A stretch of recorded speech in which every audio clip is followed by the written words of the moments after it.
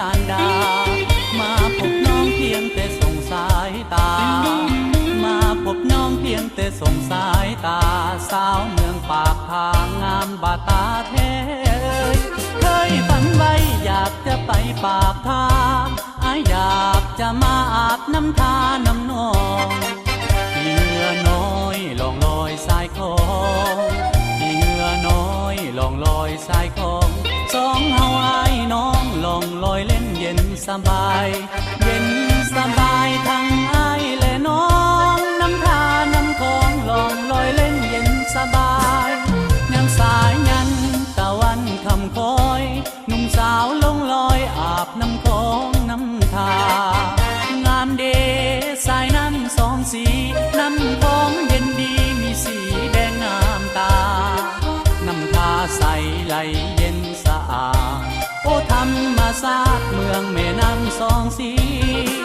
สาวปากขายขออยู่คู่ใจเหมือนดังผาใดคู่กันกับผาด่างเหมือนน้ำทาคู่กับน้ำคลองอ้ายและน้องของคู่กันบ่จางสาวปากขายขออยู่เพียงนางตัดสัวสีวังฮักเพียงนางผู้เดียว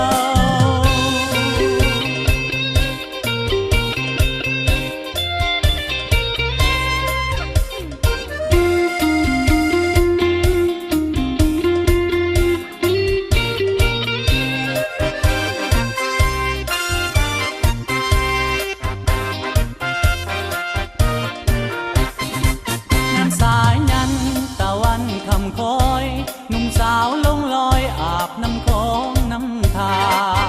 งามเดสายน้ำสองสีน้ำคลองเย็นดีมีสีแดงงามตา